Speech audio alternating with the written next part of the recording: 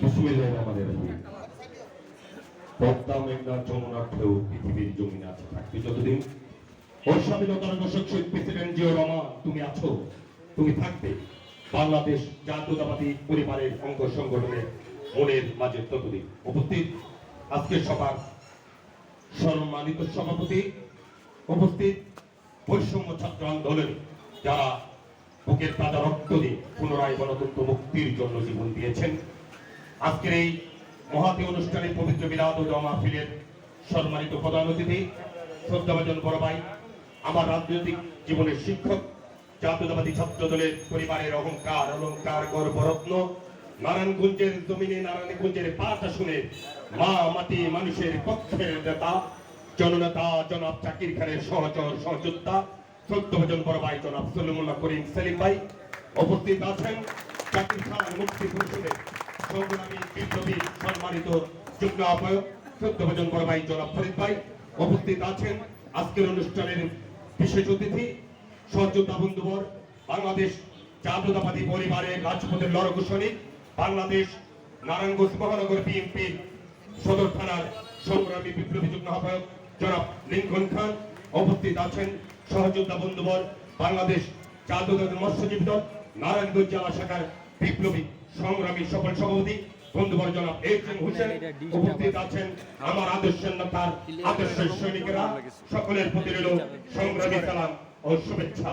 প্রিয় উপস্থিতি, আমি বক্তব্য দীর্ঘায়িত করব না, দুই একটি কথা বলে আমি আমার বক্তব্য শেষ করব ইনশাআল্লাহ। প্রিয় সংগ্রামী সাথী বন্ধুরা আমার, আপনারা সকলে জানেন এই সরকারের আগে একটি অবৈধ সরকার রাষ্ট্রীয় ক্ষমতায় ভূমিহীন সরকার হিসাবে তিনি চিহ্নিত ছিলেন। রাতের আধারে সরকারের নামে তিনি চিহ্নিত ছিলেন। পুলিশ লীগের বন্দুকের আগায় নাল থেকে চুরচুলুমের মধ্য দিয়ে একটি সরকার রাষ্ট্রীয় ক্ষমতায় ছিলেন।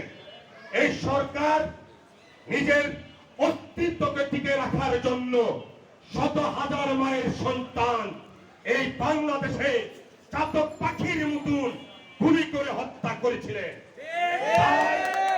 আজকে এই পবিত্র মিলাদ ও দোয়া মাহফিল থেকে বৈষম্য ছাত্র আন্দোলনে যারা ইন্তেকাল করেছেন, যাদের তাজা রক্তের বিনিময় আমরা গণতন্ত্র পুনরায় উদ্ধার পেয়েছি, আজকের এই সভা এই পবিত্র মিলাদ থেকে ওই শহীদ আছেননি খুনি হাসিনার আমরা সর্বশ্রেষ্ঠ শাস্তি ফাঁসির দাবি জানাচ্ছি।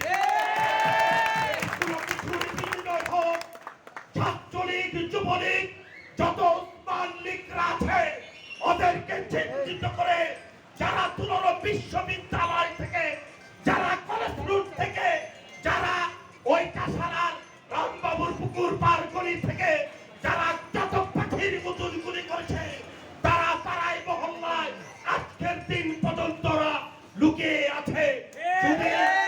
যদি বিএনপি এবং বিএনপি নামদারির কোন নেতা যদি আওয়ামী লীগ ছাত্রলীগ যুবলীগ ক্যাডারদেরকে কোন ধরনের কোন রকমের আশ্রয় প্রশ্রয় দিতে চায়, কে এটার প্রতিরোধ করবে সেটা দেখার বিষয় নয়। বাংলাদেশ জাতীয়তাবাদী ছাত্র দলের সাবেক সংগ্রামী সফল সভাপতি জাকির খানের পক্ষ থেকে এটার কঠিন ভাবে প্রতিরোধ করবে। আমি বক্তব্য দীর্ঘায়িত করব না।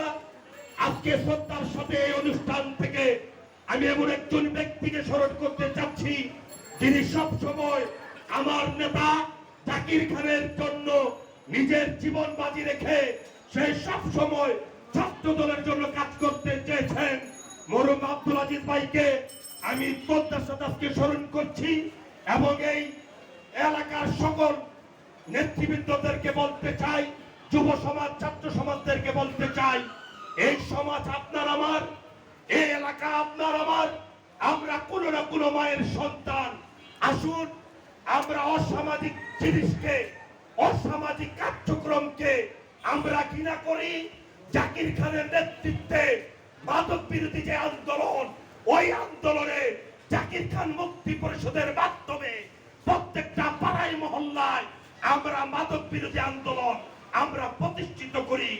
যদি পুরো সমাজে কোন মহল্লায় কোন কেউ আমার মা বোনদের সাথে ইফতিজিং করতে চায়, কোন দখলবাজ কোন চাঁদাবাজ যদি পাতা চালাতে উঠতে চায়, যদি আপনারা ভয় পান, যদি আপনারা তাদের মোকাবেলায় ভয় পেয়ে থাকেন, আমরা ওয়াদা দিয়ে গেলাম, আমরা প্রমিস করে গেলাম, যদি সত্যের জন্য, ন্যায়ের জন্য, যদি মাদক বিরোধী আন্দোলনের জন্য, সন্ত্রাস বিরোধী আন্দোলনের জন্য জাকির খানের নেতা কর্মীদের বুকের তাজা রক্ত দিতে হয়, আমরা আবু সাইদ ভাইয়ের মতন, মুক্ত ভাইয়ের মতন রক্ত দেওয়ার জন্য আমরা প্রস্তুত আছি।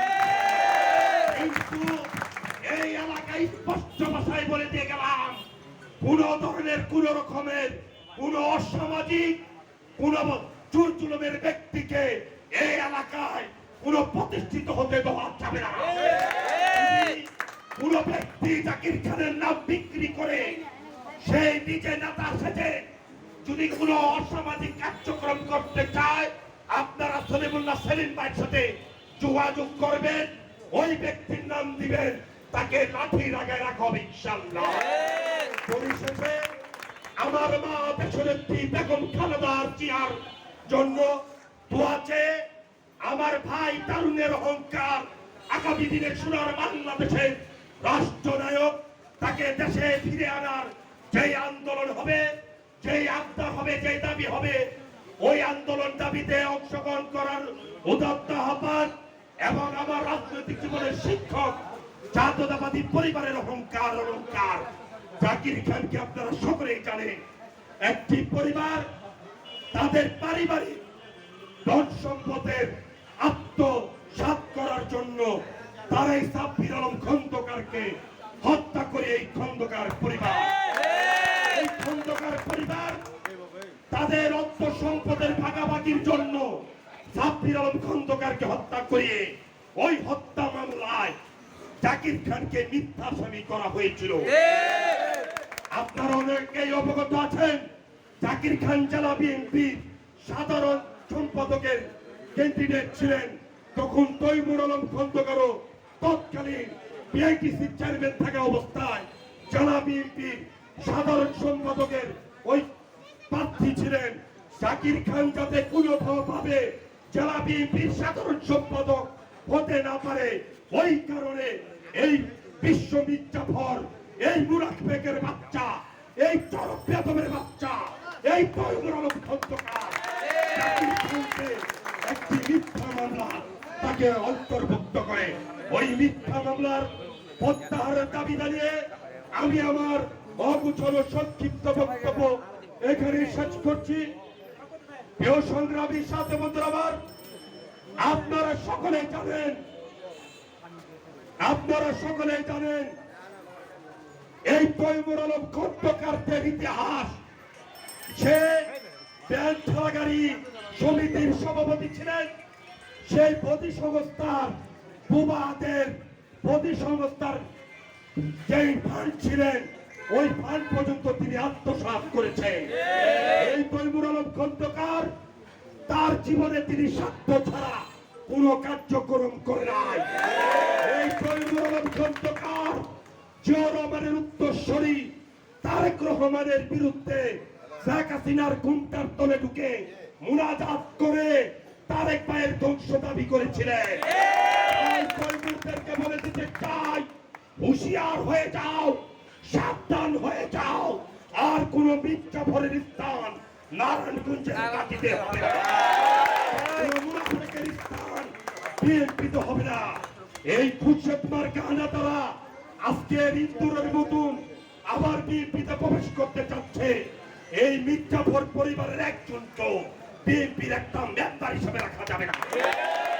তাই সবার কাছে আমার নেতার সুস্বাস্থ্য দাবি কামনা করে দোয়া আছে। আমি আমার বক্তব্য এখানে শেষ করছি। খুদা হাফেজ।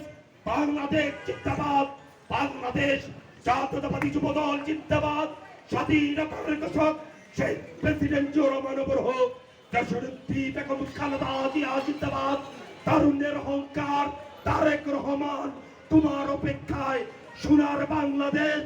ও জাকির খান, তুমি এগিয়ে চলো, তোমার জন্য জীবন দিবে আমরা প্রস্তুত আছি। সবাইকে ধন্যবাদ।